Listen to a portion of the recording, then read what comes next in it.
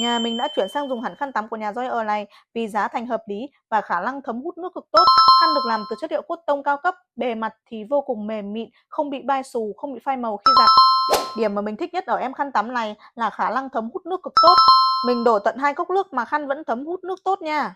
Khăn được làm hoàn toàn từ chất liệu thiên nhiên nên có thể phù hợp với mọi loại da, kể cả da nhạy cảm. Vì là khăn tắm nên mình chọn cỡ 60 x 1m2 và khăn này có thể quấn quanh người được.